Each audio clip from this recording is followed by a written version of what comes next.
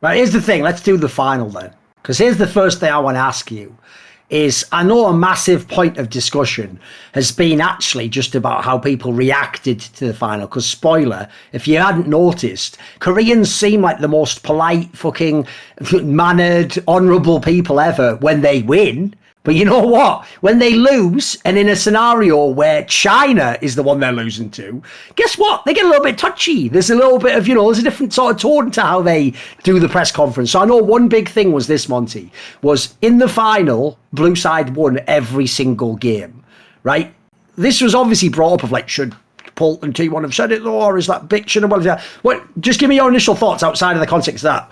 But this was a tournament, like, let's be real, it's another tournament where Riot made it, so one side had to do permanent bans, right?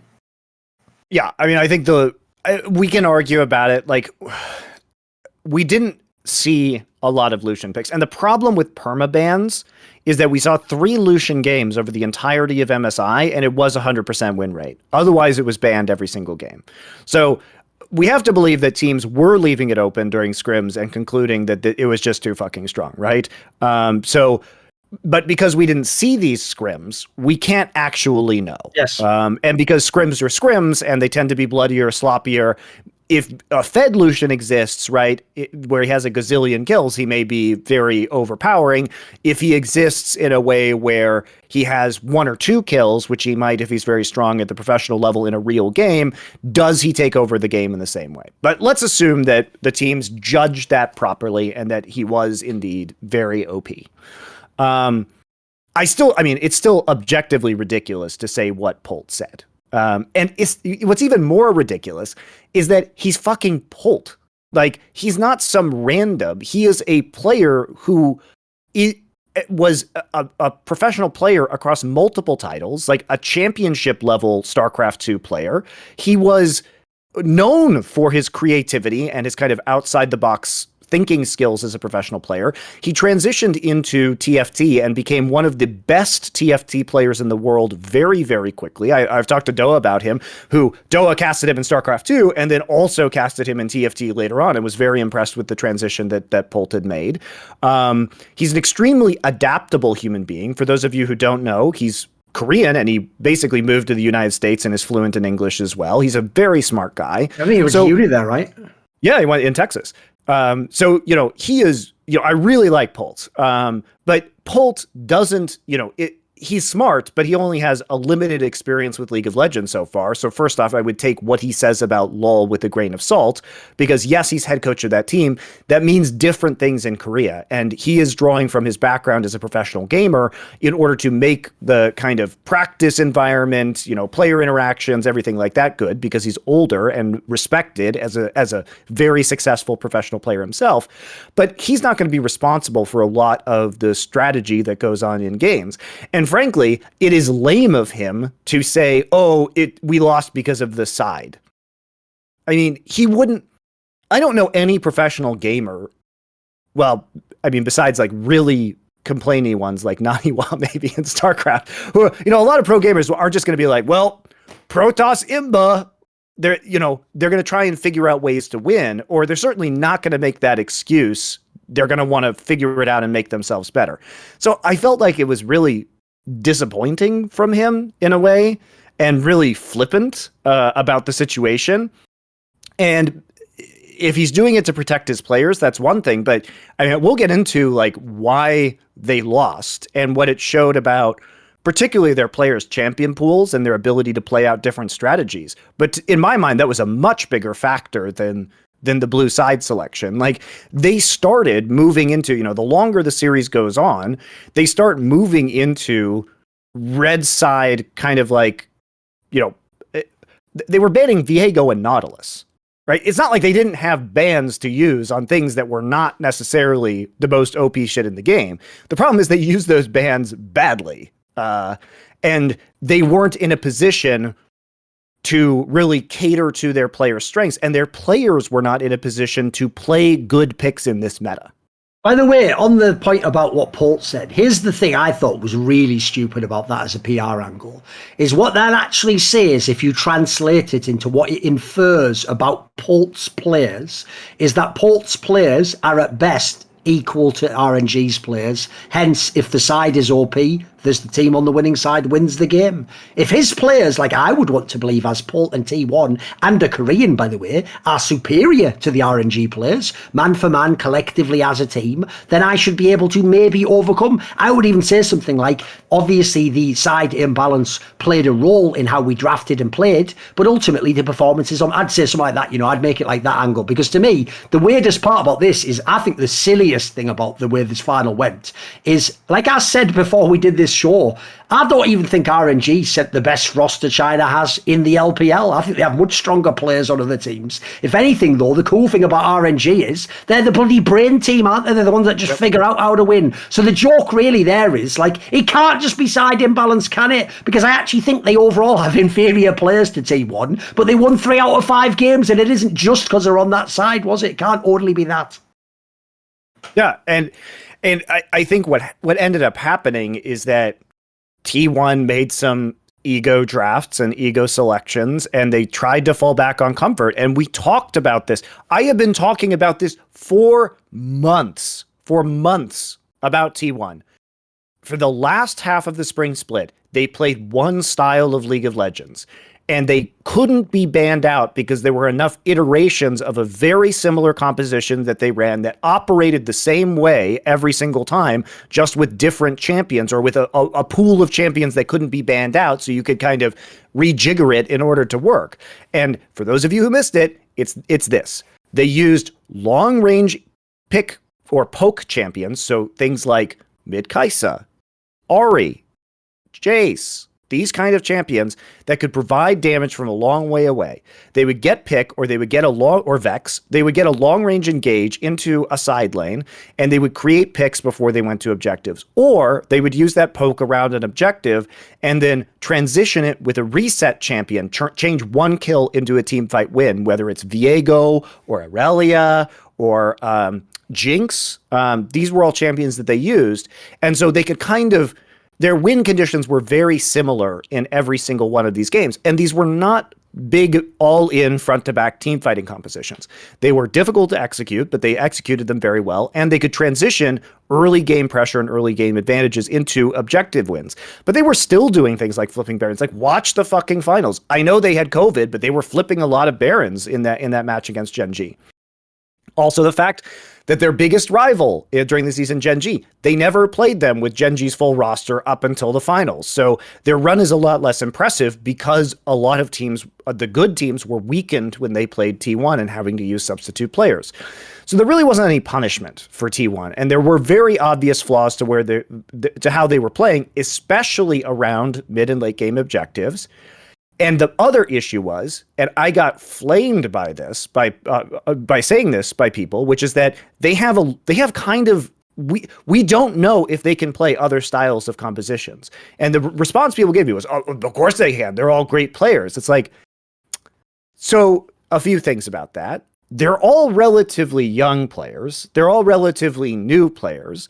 Because they've only played kind of a few different strategies, the champion pools of these players, the known champion pools of these players at the professional level, are actually quite limited.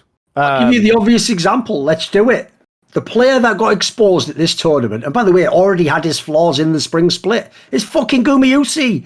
This guy, here's why you don't call him a great, like, elite world-class AD carry, because it's totally dependent on champion and how they play around him, mate. He isn't the guy, like a Deft, even Uzi at his peak, where, like, you can play all sorts of champions. You don't always 100% have to play through my lane. Like, it looks like you have to sort of, like, here's the problem this guy has. He has, in my opinion, the ultimate cardinal sin as an ADC. He just dies randomly. He just dies randomly. That is so difficult to manage when you are a team where you want your star to be the ADC. That's the guy you need to be really careful, and we've got a pilot around the map. This guy will just die randomly. The irony is that with the changes of 12-10 is that he might actually be better if he's more durable, right? These changes are like potentially quite good for Gumayushi. So maybe fans can be excited about that, because the champions that are most helped by the durability changes were the squishier champions in the first place. So theoretically, he might not die as much. But to your point, that's what the eye test told us from this event, was that he was kind of, He was kind of running it in lane. He would randomly die in the mid parts of the game. He is a very good player. He's a great mechanical player. But here's the other thing that nobody talked about. Gumayushi, remember, he was splitting time with Teddy last year. And by the summer, even they kept Teddy on because he was unreliable, right? After they slimmed down the roster, Teddy was still on the roster.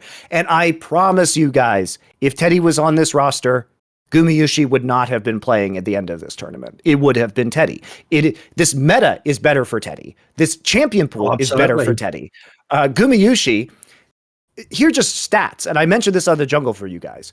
He has fewer than 150 games played as a professional player, which is a ton if you're in LCS or LEC, because you only play 18 best of ones a split. So you play 36 regular games a year. And then you play, maybe if you kind of like drag it out through the double elimination playoffs, maybe you play like 18 more games in playoffs. But if you're playing 2 best of 3s a week, you're basically getting, double to triple the number of reps. So, and of course, like Gumayushi's going to Worlds, he's going to MSI, he's a lot more international games as well in order to count to this. So right there, he's played 148 games, okay? He has only played 4 champions in double-digit games. Those champions are Aphelios, Jinx, Jhin, and Ezreal. Aphelios and Jinx account for 58 of his total games, and he has an 80% win rate on those 2 champions. Very impressive. He has almost a 70% win rate overall. The next 2 that he's played in double-digit games are Jhin and Ezreal, where he has a 53% and then a 54% win rate. Remember, his overall win rate is almost 70%. So he's not very good on these champions. Yep. Okay? Then we go down. Xayah and Caitlyn, both very good. In fact, one of the ways that T1 was able to do so well in spring was they constantly drew Caitlyn bans because Caitlyn was very strong and he's a very good Caitlyn player. The next one is Kai'Sa. He has a 37% win rate on Kai'Sa. Maybe the most important AD carry at the end of this tournament that required bans. Especially for his opponent. Surprise, it's Gala's specialty. Gala has it's his most played champion of all time. He's got like a 70% win rate on Kai'Sa. He's incredible. He's probably the best Kai'Sa player in the world. Straight up. Like, so, this is not good for Gumayushi. He's really like been playing and specialized in late game long range hyper carries. And that was awesome for the spring split meta. It is not awesome for MSI when a lot of more poke-oriented champions like Xayah, which was taken away from him during these finals. The Ezreal and the Kai'Sa, he is kind of bad at. I mean, we saw him play Ezreal at this event. It didn't look particularly good. His Jhin is not amazing either. And so he defaulted to playing a Jinx that was nerfed in the laning phase, that was harder to get through the laning phase. Now, did they do that very well? Yes, they did. In fact, I think that was one of the great triumphs of T1 in this final, was playing 2 Jinx games where Gumayushi didn't die in either game, which is when he's been doing badly in the laning phase, guys, for him to get a champion that is now much harder to survive in the laning phase because of base HP nerfs into the later stages of the game is great. You also have to look at what they were doing with Korea during this spring split. So much Tahm Kench, so much Thresh. These were champions that were designed to save Gumayushi from himself a lot of the time. And you saw how good Korea's Tahm Kench is in these finals. Like, he is probably, again, the best Tahm Kench player in the world. He will save people at exactly the right time. He will eat his teammates to reposition them into the back line, get them access. He is an incredible team fighter on Tahm Kench. And so his activity on this champion and his skill on this champion was the reason that they kind of took 2 games in this series. Don't know what depressed me about this series? What? When they put him on Yuumi in game 5, the best player in the world is playing Yuumi. In game 5. Here's the thing. What's he gonna do? There's nothing. It's not a champion. I don't know why the Korean teams have been doing this. Remember the game 5 of last year's World Finals? Why did I have to watch Canyon play Trundle? I know. What is going on with you Korean teams? It's like, should we put our best star player, MVP player, on a champion where they can be active and show off their skill and carry the game. Nope, Yuumi it is. It's like, and then he plays Yuumi obviously extremely badly and dies at the very beginning of the game and basically like throws the whole game. So it's like, it didn't even get to the scaling part because he played like fucking garbage into Rakan and just randomly died in lane. And then Faker was also randomly dying in lane. But it's also the hubris and the priorities of these picks was fucking wild. Like, in this series, again, Lissandra and Ahri, right? This is a matchup that occurred several times in this tournament. Lissandra had a 100% win rate into Ahri at MSI. 5 out of 5 games, including Ejauhu, had a 100% win rate on Lissandra for the 4 games that he played. And Faker even played Lissandra 1 game and won that game into the Ahri. So why are we going with this Ahri priority when Lissandra is up? Like, sure, you can take Ahri, but you're also on red side. You can if they're going to first pick Gwen, which also Gwen should have been banned, fucking obviously, right? We'll get into the top lane. After the first couple of games, come on. Okay, so we'll get into the Zeus shit in a minute, because that's another thing where people have way too many expectations about Zeus's experience, just like they had way too many expectations that Gumayushi could be good on every fucking AD carry in the game. So let's roll it back. If you're going to be in this final game, okay, so if you give over the Gwen, they're going to first pick the Gwen. So they first pick the Gwen, right? Cool. Well, in theory, we have a counter pick now on red side to the top lane. When you already have that in your back pocket, what this means is you have last pick in this draft. You do not have to pick the Ahri immediately, right? You could, in theory, pick the Ahri later in the draft and ban the Lissandra later so you don't have to play into it. These are things that you can do. It's not mandatory that you take it away. And indeed, if they pick the Ahri, then you pick the Lissandra. Like, if their draft is going to be Gwen, then you pick 2 champions, then they go back and pick 2 champions, right? And you see the Ahri come out, then you just pick the Lissandra before they can ban it. It's why the angle of the side selection can't be it, Monte, because T1 themselves didn't even respond with the same counters. Like, they didn't pick the same champions in the same positions when they were in that spot. So, like, that only works as a first-order excuse. It doesn't work beyond this, because, like, put it this way, we've already nailed 2 roles that they don't even pick the champions for. They can't pick Kai'Sa for Gumayushi, and they cannot pick Gwen for Zeus. And then now they can pick Gwen for Zeus. They just don't. But they gave it up because it was going to be first. And then Faker doesn't even play the other sides of these matchups, even though in theory he should be able to. So what it shows as well as this, which is, I don't know, I think T1 genuinely, I think it's hubris, like you say. I think they genuinely believed that they just knew best what to play. Because the RNG just looks like RNG just drafted to RNG strengths. That's what I like about them as a team. I don't know what the fuck T1 were doing. Some sort of like 200 IQ big brain shit. Yeah, and it was a return to comfort in many ways. So let's roll back and talk about Zeus, because it's actually very important to talk about game 1 of this series, because game 1, I think, showed a lot of T1's mentality. And I didn't have an issue. I actually think T1 played out the early game of game 1 beautifully, and I think it really showed their strengths. This is a poke comp that they're running. And what they did was they said, we are going to try this composition that they haven't played anything like this previously at MSI, because it's a risk. It is a risk to play this kind of, because they're very fragile. And if you misplay this type of composition, you will get rolled, as we saw. Now, what did they do in the early game? They put on a lot of pressure. They kept eyes on Wei. They were actually doing a really good job of pressuring cross map, and the entire thing they were doing was playing for plate gold.